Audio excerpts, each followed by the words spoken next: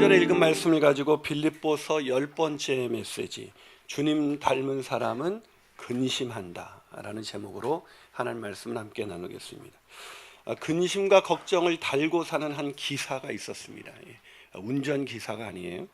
어느 날 그는 먼 여행을 떠나게 되었는데 막상 집을 나서려는 순간 혹시 빠뜨린 것이 있지는 않을까 걱정이 되었습니다. 그래서 그는 불안해진 그 기사는 다시 집으로 돌아와서 자리에 앉아서는 가지고 가야 될 것을 곰곰이 하나씩 생각하면서 챙기기 시작했습니다. 여행길에 도적을 혹시 만나거나 다른 기사의 무례한 도전을 받을 수 있다고 생각한 기사는 먼저 두꺼운 갑옷을 입었습니다. 여행을 가는데 말이죠. 갑옷 입고 여행 가보셨습니까? 그런 다음 상대방과 교전 중에 창을 떨어뜨릴 수 있다고 생각한 기사는 긴 창 2개를 챙겼습니다. 여행을 가는데 말이죠. 이어 뜨거운 태양의 화상을 입거나 독벌레에 물린 상처를 치료할 수 있는 특수 고약을, 야외에서 식사를 하게 될 경우 신속하게 장작을 팰 수 있는 도끼를, 그리고 솥과 국자, 접시, 비상식량, 생활에 필요한 모든 것들, 그리고 야영을 하게 될 경우 밤 이슬에 젖지 않도록 튼튼한 텐트를, 또 숙면을 도울 수 있는 부드러운 담요를 챙겼습니다. 그리고 마지막으로 혹시 말이 먹이를 먹을 수 없는 순간이 올까봐 아주 큰 건초더미를 말의 등에 딱 올려놓았습니다. 그제서야 안심이 되었습니다. 가장 완벽한 여행 리스트라고 생각하고 편안한 마음으로 여행길을 출발했습니다. 그러나 걸음을 떼자마자 솥과 그릇, 바가지, 세숫대야가 서로 부딪히면서 요란한 소리를 내기 시작했습니다. 긴 창과 도끼는 끊임없이 흔들리면서 여기저기 기사를 찔러대기 시작했습니다. 그리고 그렇게 얼마 가지 않았을 때 기사는 아주 오래전부터 방치됐던 아주 낡은 다리 하나를 만났습니다. 조심스럽게 한 발씩 디뎌서 중간쯤 갔을 때였습니다. 갑자기 나무 조각이 우지그하더니 그냥 부러지면서 그 바람에 기사와 말은 모두 다리 아래로 떨어지고 말았습니다. 그때 기사는 이렇게 소리를 질렀습니다. 구명투표를 깜빡했어. 제가 발음이 이상해가지고. 자, 중국의 베스트셀러 작가인 장 샤오영이 쓴 철학을 잊는 밤이라는 책에 나온 이야기입니다. 저자가 무슨 이야기를 하고 싶었던 것일까요? 근심처럼 쓸데없는 것은 없다는 것이죠. 옆 사람에게 인사해 볼까요? 근심하지 말고 삽시다. 시작. 근심하지 말고 삽시다. 그런데 놀랍게도 오늘 본문에는 근심에 빠진 사람들이 소개되어 있습니다. 믿음이 없는 사람들일까요? 아니에요. 놀랍게도 그 사람들은 바로 바울과 디모데, 에바브로디도라는 그런 믿음의 지도자들이었습니다. 여러분, 에바브로디도는 바울과 함께 수고한 동역자고 함께 군사된 자라고 본문은 기록하고 있습니다. 디모데는 바울에게 믿음의 아들이라고 여겨질 만큼 믿음이 대단한 사람이었습니다. 그런데 그런 믿음의 지도자들이 뭐에 빠졌다고요? 근심에 빠졌어요. 어떤 분이 제가 이렇게 말씀을 드렸더니 제 설교 제목을 보더니 목사님 혹시 설교 방향을 잘못 잡은 건 아니겠습니까? 우리 교회 성도들은 참 위대해요. 목사의 설교 방향을 정해주시는 분들이 있어요. 사실 그럴 만도 하리죠. 왜냐하면 바울만 해도 그랬습니다. 그가 누굽니까? 그는 생사의 갈림길 속에서도 기쁨을 잃지 않았던 기쁨의 사도였습니다. 아니, 죽는 것조차 유익하다고 고백할 수 있는 그런 믿음의 사람이었습니다. 그런 사람들이 근심에 빠지다니요. 성경에서 우리는 근심하지 말라는 얘기를 얼마나 많이 들었습니까? 아니, 바울 자신이 빌립보서 그 유명한 4장 6절에서 7절, 아무것도 염려하지 말고 오직 모든 일에 기도와 간구로 너희 구할 것을 감사함으로 하나님께 아뢰라. 그리하면 모든 지각에 뛰어난 하나님의 평강이 너희 마음과 생각을 지키시리라. 아멘. 그래요. 이런 메시지를 던진 사람이 정작 자신은 근심에 빠져 있는 것입니다. 자, 왜 바울과 디모데, 에바브로디도는 근심에 빠졌을까요? 그들이 믿음이 없었기 때문이었을까요? 아니요. 그들은 누구보다도 주님의 마음을 품고 주님을 닮아가는 사람들이었기 때문입니다. 무슨 말이에요? 주님의 마음을 품었기 때문에 근심하지 않을 수가 없었다는 것입니다. 아니 목사님, 주님의 마음을 품는 것, 주님을 닮아가는 것과 뭐 근심이 무슨 상관관계가 있나요? 네, 아주 깊은 상관관계가 있습니다. 왜냐고요?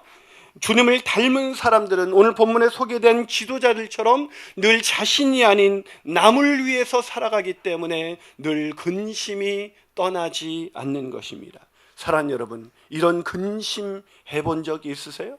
내가 아닌, 내 문제가 아닌 남을 위하여 근심하며 살아가는 사람, 그 사람이 주님을 닮은 사람이라고 성경은 말하고 있는 것입니다. 자, 그렇다면 주님을 닮은 사람들은 왜 근심하게 되는 것일까요? 첫 번째로 주님처럼 영혼을 사랑하기 때문입니다. 주님처럼 영혼을 사랑하기 때문이에요. 여러분, 누군가를 사랑해 보신 적이 있나요? 사랑하면 그 사람에 대한 근심이 떠나지 않습니다. 제가 부목사로 일할 때였습니다. 저를 아끼시고 사랑하는 분들이 정말 많았어요. 믿기지 않는다는 표정이신데, 그 중에 잊을 수 없는 한 권사님이 계셨습니다. 참 저를 많이 격려해 주시고 사랑해 주신 분이었습니다. 어느 날이었습니다. 담임 목사님을 대신해서 주일 설교를 하게 됐습니다. 제가 얼마나 긴장했겠어요. 다행히도 설교를 잘 마치고 내려왔는데 많은 성도님들로부터 은혜를 받았다는 이야기를 듣게 됐습니다. 하지만 저는 특히 저를 사랑하시는 그 권사님의 피드백이 궁금했어요. 그래서 그런데 그 권사님은 제가 무슨 설교를 했는지 하나도 기억이 나지 않는다는 거예요. 그래서 이분이 입신에 빠진 것도 아니었는데 왜 그랬을까? 그래서 제가 권사님께 혹시 설교가 어려우셨어요? 라고 물어보니까 그분이 이렇게 말씀하셨습니다. 목사님이 설교하는 동안에 혹시 실수는 하지 않으실까 걱정이 돼서 아무 소리도 들리지 않았다는 거예요. 사랑하는 여러분, 저를 너무 걱정하진 마세요. 저는 은혜를 못 받는 분들은 다 저를 걱정하는 분들이라고 생각해요. 그런데 그런 분들이 우리 교회는 얼마나 많은지, 이게 뭔 얘기인지 모르는 것 같아요. 그런데 그렇더라고요. 누군가를 사랑하면 그 사람 때문에 근심이 떠나지 않는 거예요. 여러분, 부부간에도 사랑하면 늘 걱정하게 되어 있잖아요. 요즘 제 아내는 늘 제 걱정을 안 해요. 늘 자신의 걱정뿐입니다. 그래서 사랑하면 걱정하게 돼 있어요. 생각해 보세요. 오늘 본문에 소개된 지도자들이 왜 근심과 걱정에 빠졌을까요? 이것은 주님의 마음으로 사랑하고 있었기 때문입니다. 빌립보 성도들을.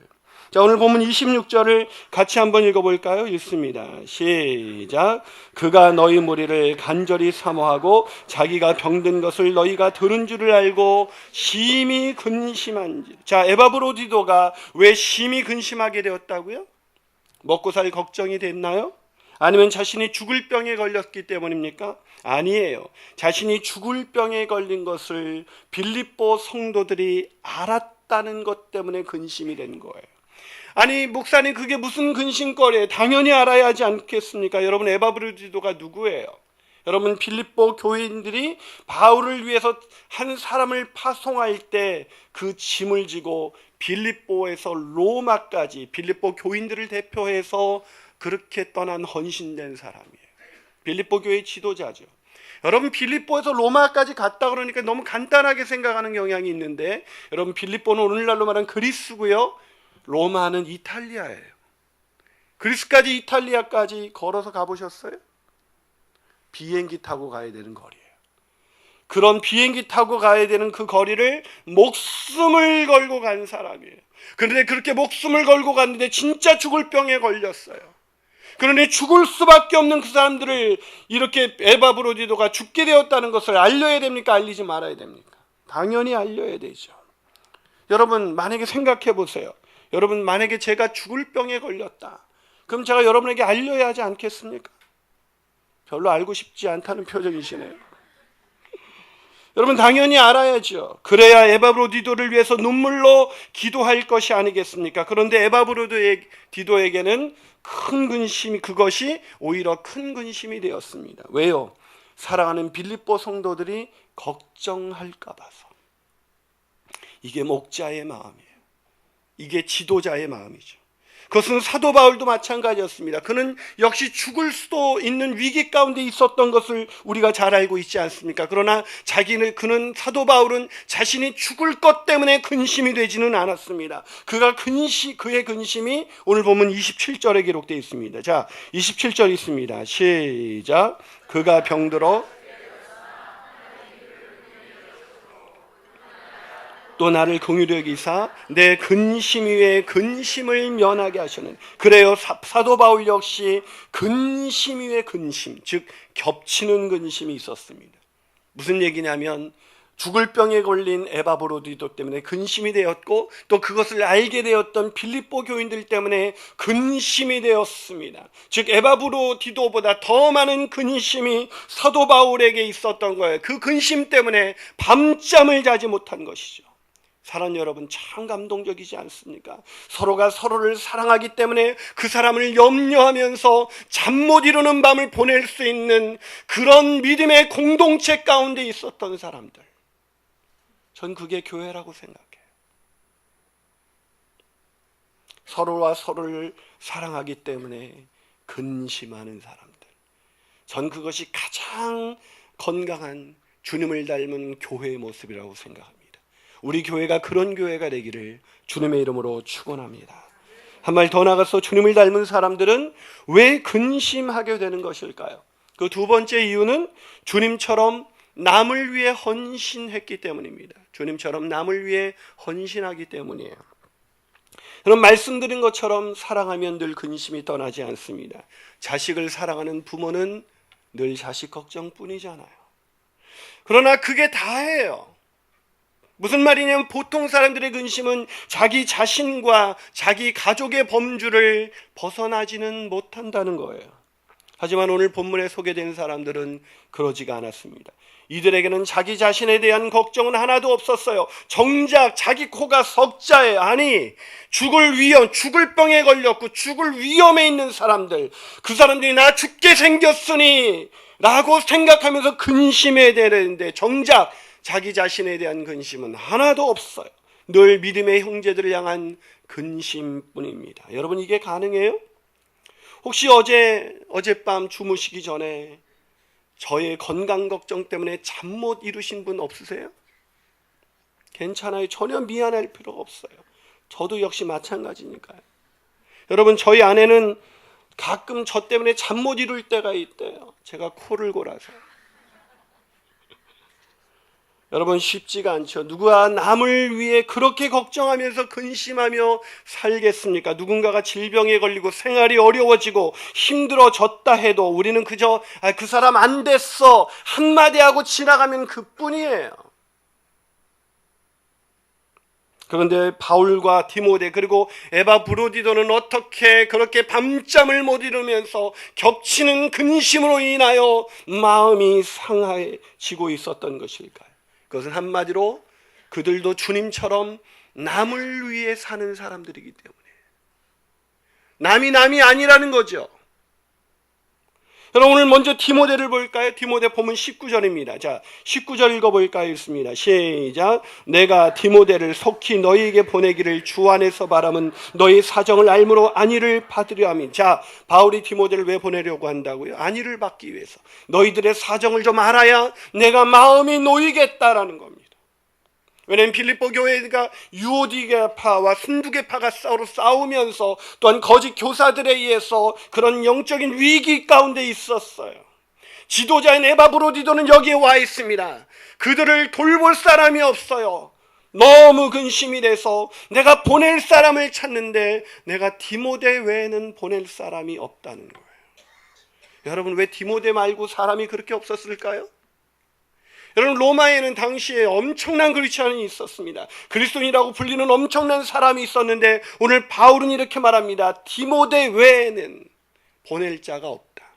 왜 그랬을까요? 그 이유가 본문 20절에 기록되어 있습니다. 자, 본문 20절 같이 있습니다. 시작. 이는 뜻을 같이 하여 너희 사정을 진실히 생각할 자가 이밖에 내게 없습니다. 자, 21절까지 있습니다. 시작. 그들이 다 자기 일을 구하고 그리스도의 예수의 일을 구하지 아니하니. 디모데 외에는 너희들을 진실이 생각할 자가 아무도 없다. 왜요? 다 사람들이 자기 일을 구할 뿐 자기 일에 바빠서 하나님의 일은 등한시하기 때문이다. 정말 그렇지 않아요? 내 일에 바빠서 하나님의 일에 섬기는 헌신은커녕 예배의 자리도 힘들어요. 여러분, 여기서 그들이 다 자기 일을 구하고 예수의 그리스도의 일을 구하지 않는다. 그들이 누굴까요? 아마 믿지 않는 사람들이겠죠. 믿는 사람들이라면, 예수의 마음이 그 심장에서 뛰고 있는 사람이라면 어떻게 자기 일 때문에 하나님의 일을 등한시할 수가 있겠어요? 그런데 안타깝게도 여기서 말하는 그들, 자기 일을 구하고 그리스도의 예수의 일을 구하지 않는 사람들은 바로 로마에 있는 수많은 그리스도인들이었습니다. 이게 믿겨지세요? 어떤 학자는 이게 믿겨지지 않아서 아마 그럼에도 불구하고 불신자가 아니었을까라고 말을 합니다. 그러나 마틴 로이드 존스는 그의 책 항상 기뻐하라에서 이렇게 말합니다. 자, 한번 같이 읽어볼까요? 이것은 교회 내에서 특별히 슬픈 일이지만 현재 우리 중에 다수에게도 해당되는 일입니다. 교회 내에서 이것이 너무나 슬픈 일이지만 오늘날 교회 가운데도 다수는 자기 일을 구하고 예수 그리스도의 일을 구하지 않는다는 거예요.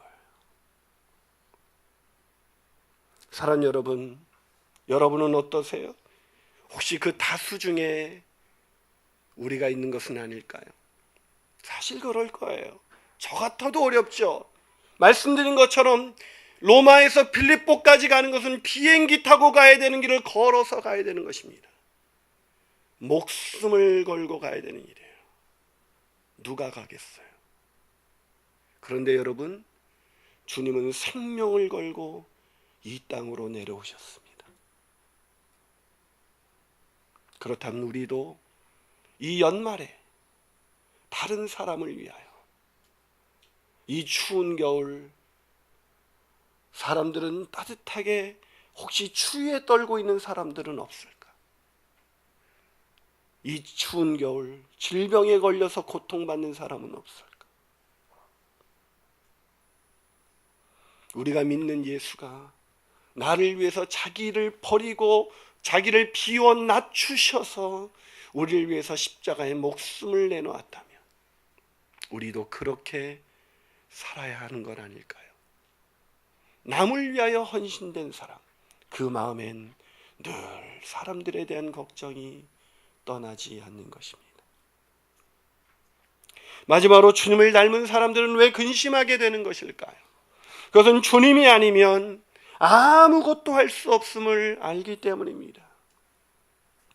주님께 헌신한 사람들, 그 마음에 예수가 있는 사람들은 자기 자신이 아닌 늘 남에 대한 걱정으로 잠을 이루지 못하지요.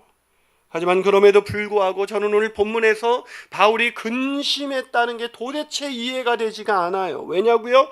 여러분, 사도 바울은 질병에, 죽을 병에 걸린 에바브로디를 고칠 수 있는 놀라운 신유의 은사를 가진 사람입니다. 오늘 이 문제가 왜 생겼어요? 에바브로디도가 죽을 병에 걸렸기 때문에 생긴 근심이에요. 에바브로디도가 죽을 병에 걸리지 않았더라면 빌립보 교인들도 걱정하지 않았을 것이고 에바브로디도도 근심하지 않았을 거고 디모데를 보낼 필요도 없을 것이고 아무도 근심할 필요가 없는 거예요. 그런데 바울은 이 에바브로디도를 누구보다도 쉽게 고칠 수 있는 사람이었어요. 왜요? 바울에게는 놀라운 신유의 은사가 있었잖아요. 여러분, 이 바울이 얼마나 놀라운 신유의 은사가 있었는지 사도행전 19장 11절과 12절은 이렇게 기록하고 있습니다. 자, 한번 읽어볼까요? 시작. 하나님이 바울의 손으로 놀라운 능력을 행하게 하시니 심지어 사람들이 바울의 몸에서 손수건이나 앞치마를 가져다가 병든 사람에게 얹으면 그 병이 떠나가고 악기도 나가더라. 놀랍지 않습니까? 저도 이런 능력이 있었으면 좋겠어요.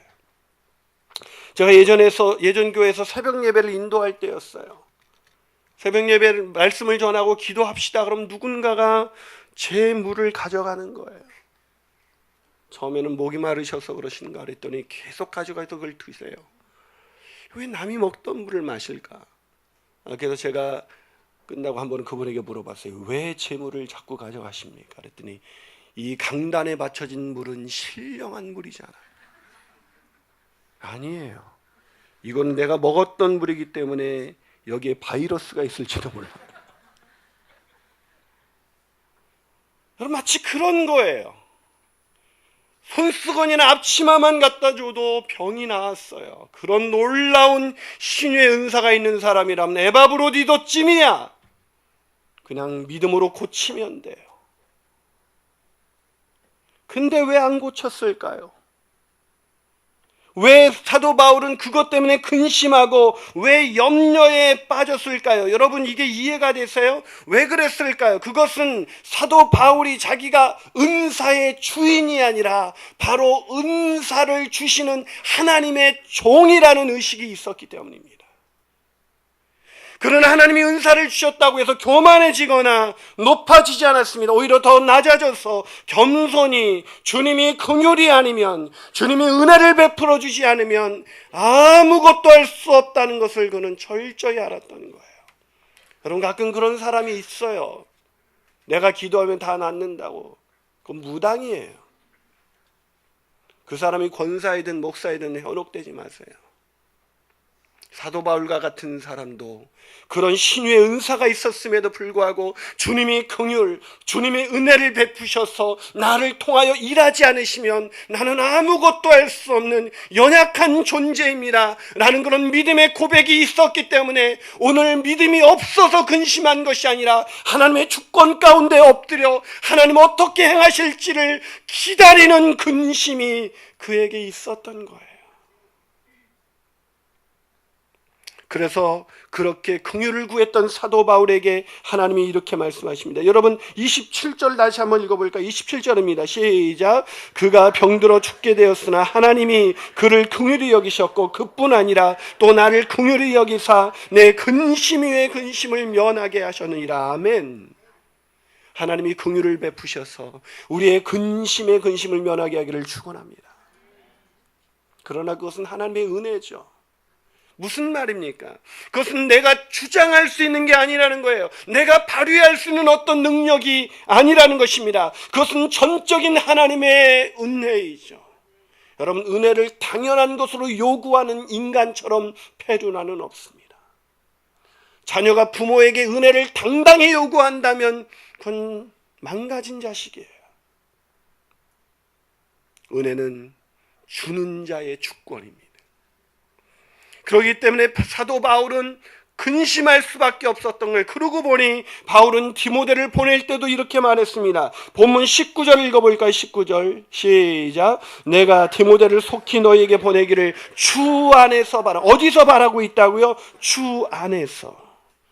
무슨 말이에요? 주님이 허락하셔야 갈 수 있습니다라는 거예요. 그것은 디모데를 보낼 때 자기가 그냥 보내면 그만이라고 생각하지 않았어요. 주님께 기도하면서 주님께서 허락하시면. 근데 그것은 자기의 거취에 대해서도 마찬가지였습니다. 본문 24절은 내가 확신하노라. 가기를 가는 것을 확신하노라. 이러니까 뭔가 자기가 가기로 결정한 것 같죠? 아니에요. 여러분, 이걸 공동번역으로 한번 읽어볼까요? 공동번역으로 있습니다. 시작. 그리고 주님께서 허락하신다면 나도 곧 가게 되리라고 믿습니다. 누가 허락하신다면요? 주님이 허락하신다면. 그렇습니다. 사도 바울의 가장 중요한 결정은 주님이 아니시면, 주님이 허락하지 않으면, 주님의 주권 뜻이 없으면 나는 아무것도 아닙니다. 무슨 능력이 있어서 사람을 고친 게 아니에요. 자신의 능력이 아니었어요. 자기는 아무런 무익한 종입니다. 나는 할 수 있는 게 아무것도 없습니다. 그러니 주님, 이 에바브로디를 고쳐 주시옵소서. 은혜를 베풀어 주시옵소서. 근심하며 기도하며 나갔던 것입니다. 여러분, 손수건만 가져다가도 낫게 했었던 위대한 그 능력의 사도가 오늘 겸손히 하나님 앞에 엎드린 그 이유가 무엇입니까? 그것은 하나님의 긍휼이 아니시면 나는 아무것도 아닙니다. 나는 그런 믿음이 있었기 때문인 것입니다. 사랑하는 여러분, 그렇습니다. 바울과 디모데, 에바브로디도 그들은 다 마찬가지였어요. 디모데가 왜 믿음이 없었기 때문에 못 간 게 아니에요. 디모데도 왜 기다렸습니까? 주님의 긍휼하심을 기다린 것입니다. 에바브로디도는요, 그는 여러분 생각해 보세요. 빌립보에서 로마까지 왔습니다. 오면서 무슨 생각했을까요? 하나님의 은혜가 아니면 걸어올 수 없는 길 아니겠어요? 그게 인간적으로, 아니 남을 위해서 아무리 헌신된 사람이라도 그렇지, 남을 위해서 그렇게 생사를 걸고 그리스에서 이탈리아까지 비행기를 타고 가야 되는 그 거리를 누가 걸어갈 수가 있겠어요? 근데 또다시 병이 낫자마자 그는 다시 돌아오기를 소원하고 있습니다. 그러면서 근심해. 왜요? 내 힘으로 갈 수 없다는 거 알고 있었거든요. 주님이 허락하시면 내가 가기를 원합니다. 그들에게 가기를 원합니다. 이런 근심이 그들의 마음을 지배하고 있었다는 거예요. 사랑하는 여러분, 이런 근심이 우리에게 있나요? 사실 오늘 본문을 제가 연구하면서 제가 빌립보서 설교 준비를 하면서 가장 힘들었던 것 같아요. 왜냐하면 제가 쓴 페이지가 30페이지가 넘었어요. 계속 바꿨어요. 본문이 이해가 되지 않았어요. 그럼 오늘 본문은 전체적인 흐름을 보면 이해가 잘 되지 않아요. 앞에 어떤 이야기가 있었습니까? 주님의 마음을 품어라. 주님을 닮은 성화를 이루어가라. 구원을 이루어가라. 주님처럼 겸손하게 자기를 비우고 낮추고 죽기까지 복종해라. 이런 위대한 이야기를 하다가 갑자기 개인적으로 에바브로디도가 죽을 병에 걸렸다가 낫고, 그래서 디모데와 에바브로디도를 걱정하는 빌립보 교인들에게 보내겠다. 아주 극히 개인적인 이야기를 하는 거예요. 왜 갑자기 그런 위대한 얘기를 하다가 디모데와 에바브로디도라는 이런 한 사람들에 대한 개인적인 이야기를 꺼내고 있을까요? 그것은 주님의 마음을 품은 자, 주님처럼 겸손한 자, 주님을 온전히 닮은 사람이 여기 있다. 그 사람들을 본 적이 있느냐? 내가 이걸 이론적으로 설교하고 있는 것이 아니다. 내가 이론적으로 위대한 구원의 진리를 말하는 것이 아니라 정말 주님의 마음을 비우고 자기를 비워 종의 형체를 가지신 주님처럼, 십자가에 자기를 내어준 주님처럼 자신의 생명을 걸고 하나님의 나라를 위하여, 남을 위하여 그렇게 살아가는 사람들이 있다. 그 사람이 바로 디모데와 에바브로디도다. 그걸 깨닫게 나니까 과연 오늘날에 우리 주변에는 그런 사람들이 있을까? 이 크리스마스 성탄의 계절, 사람들은 우리를 통해서 그리스도를 만나볼 수 있을까? 잘 솔직히 기억이 나지 않았어요. 그런데 제 머릿속에 제가 예전 교회에서 섬기던 교육 목사로 일할 때 제 마음을 어떻게 저럴 수 있지라는 한 분이 생각났어요. 그분은 교육 목자로 일하는 분이었습니다. 교사죠. 주일학교 교사. 그분은 우리 먼저 섬기던 교회는 교인들의 전체적인 생활 수준이 꽤 그런 경제적인 생활 수준이 높은 그런 교회였어요. 그런데 그 중에서도 가난한 교인들이 있습니다. 근데 그분은 하루 벌어 하루를 살아가는 아주 가난한 분이었습니다. 그런데 그분은 쉬는 날도 없었어요. 주일날 딱 하루 쉬었는데 그 쉬는 날 이 주일학교 교사를 하면서 이분은 제일 먼저 오셨어요. 집도 멀어서 버스를 2번이나 갈아타셔야 되는데, 사실은 이 거친 노동을 하시는 분이었기 때문에 사실은 주일날 일어나기가 얼마나 힘든지 아시잖아요. 근데 제일 먼저 일어나셔서 와서 제일 먼저 아이들 예배실을 청소하고, 그리고 애들을 위해서 예배 준비를 그분 혼자 다 했어요. 그렇게 예배 준비를 하고 아이들이 자신의 애들은 먹일 것도 없는 그런 따뜻한 생활이었는데, 그 하루 벌어 하루 산 그 일당을 아껴서 주일학교 아이들의 간식을 매주 사주셨어요. 쉴 수 있는 날이 주일 하루뿐인데 주일은 쉬지도 못하고 제일 늦게까지 남아서 교회 일을 다 하셨습니다. 사람들은 그가 시간이 있어서 그런 줄 알았죠. 저도 처음엔 그랬으니까요. 그런데 나중에 그분의 헌신을 제가 알고 너무 제가 감동이 되어서 크리스마스 때 작은 조그만 목도리 하나를 그분께 선물로 드렸습니다. 그러면서 제가 너무 궁금해서 물었어요. 목자님, 힘들진 않으세요? 그저 그분이 씩 웃으시면서 이렇게 대답했습니다. 목사님, 제 안에 예수님이 계시는데 뭐가 힘들겠어요? 안 그래요? 그 안 그래요라는 말이 제 가슴을 찔렀습니다. 전 안 그랬으니까요. 저는 목사로 살아가면서도 힘들다고 느낄 때가 있었으니까요. 왜 나만 이런 식으로 일을 해야 되는가? 라는 생각이 있었으니까요. 너무나 힘들 때도 성도를 만나고 돌아오는 날이면 그걸 말 못하지 못하고 돌아오는 내가 참 때로는 초라하고 때로는 너무나 힘들다고 생각을 했으니까요. 근데 그분이 말씀하셨습니다. 우리 안에 예수님이 계신데 뭐가 힘들어요? 목사님 안 그래요? 그분이 힘들었던 것, 그분들이 늘 마음에 괴로웠던 것은 단 하나뿐이었어요.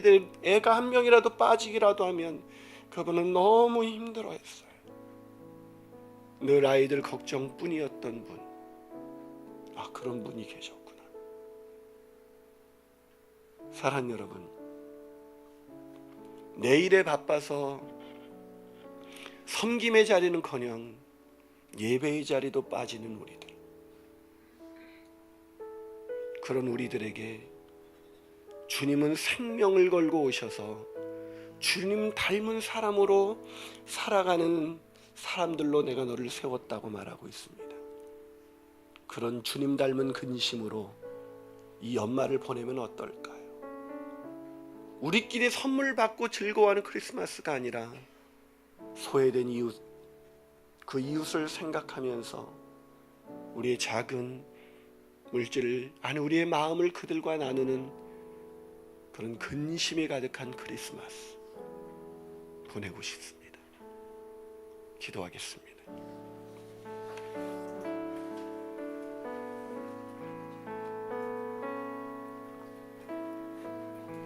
사랑하는 여러분,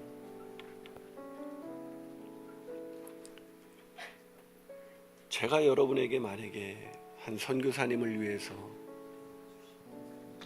이 바쁜 연말에 선교지 좀 다녀오실 수 있겠냐고 부탁을 드린다면 그것은 아마 무례한 부탁이 될 것입니다. 어떤 분은 그러더라고요. 목사님, 우리가 일주일 동안 얼마나 힘든 인생을 사는지 아십니까? 그래요. 쉽지 않은 시간 살고 우리는 있습니다. 그러나 주님의 눈에는 우리보다 더 힘든 시간을 살고 있는 분들이 눈에 밟혀 아마 주님도 근심하며 크리스마스를 보내실 거라는 생각이 들었습니다. 나의 힘듦보다, 내 일보다 다른 사람을, 아니 나를 위하여 사는 것보다 다른 사람을 위해서 근심하는 사람들, 그 사람들이 정말 주님을 닮은 사람들입니다. 그 사람의 기쁨은 내가 원하는 것 얻고 내가 원하는 대로 무엇이 바뀌는 것이 아니라 그렇게 사랑하는 사람들을 위해서 근심했는데 하나님이 긍휼을 베푸셔서 그 근심을 면케하시는 기쁨입니다. 그 기쁨을 우리도 누리며 주님을 따라가는 그런 인생이 되었으면 좋겠습니다. 우리 그런 사람으로 이 연말 연시를 보낼 수 있기를 소원하면서 우리 내 마음에 주님을 향한 사랑이 있게 해주옵소서. 찬양하겠습니다. 내 마음에 주를 향한 사랑이 나의 말에 주가 주신 진리로 나의 눈에 주의 눈물 채워주소서.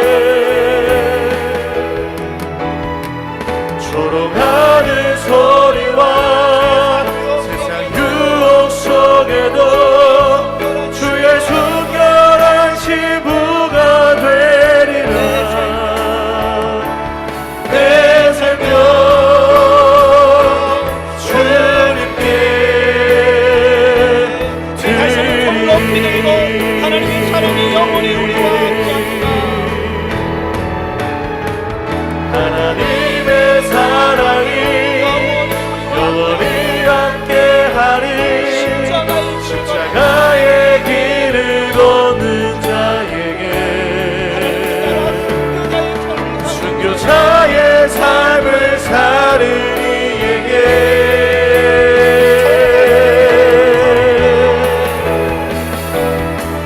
조롱하는 소리와 세상 유혹 속에도 주의 순결한 신부가 되리라. 내 생명 주님께 다시 한번 고백합니다. 하나님의 사랑이 우리 안에 가득가득 부어지기를 원합니다. 하나님의 사랑이 영원히 함께하리. 십자가의 길을 걷는 자에게 순교자의 삶을 사는 이에게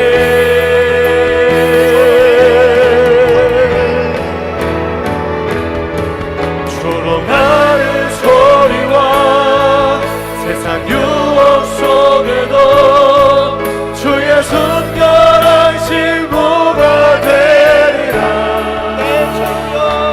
내 생명 주님께 내 생명 주님께 드리리. 우리 한번 기도하시며 나가시겠습니다.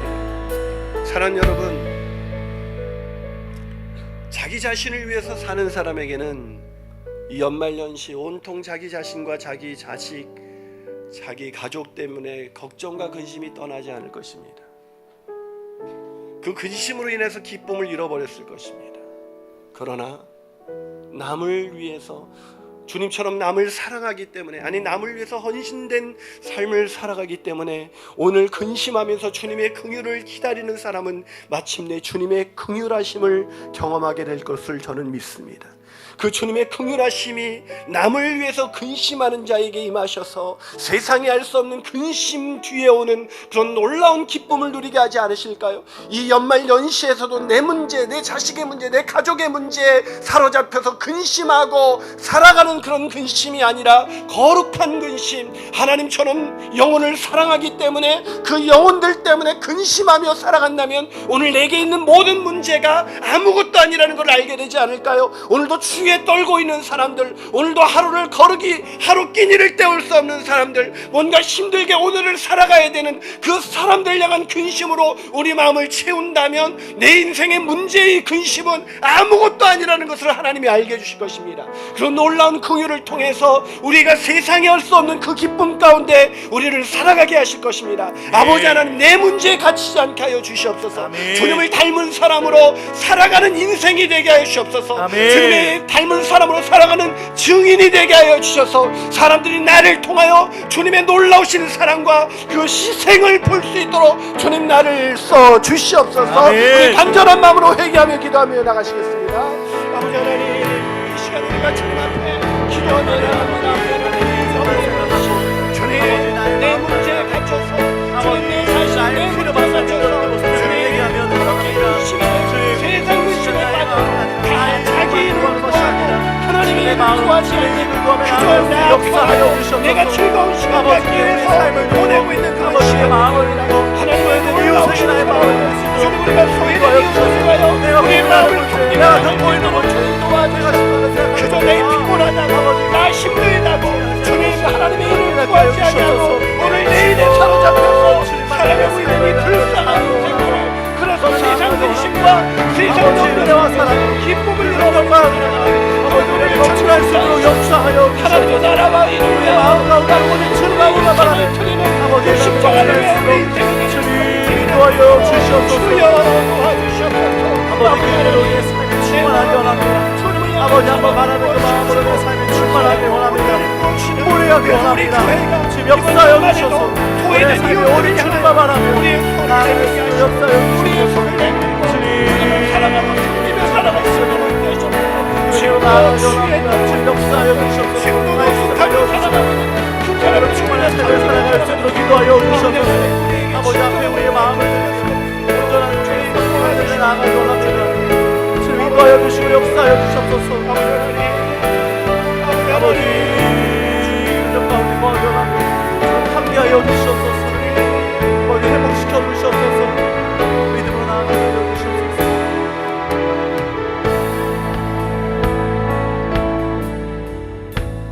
하나님 아버지, 내 문제에 빠져서 그저 세상 근심 어떻게 하지?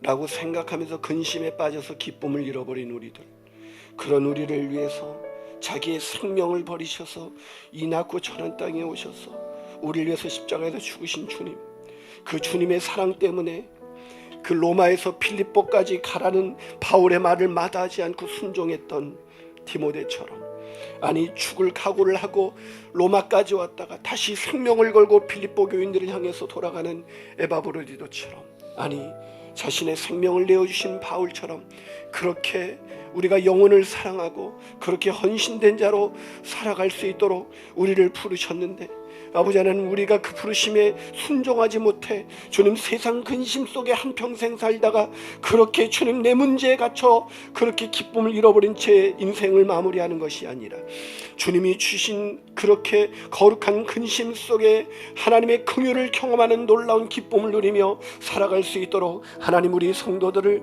축복하여 주시옵소서.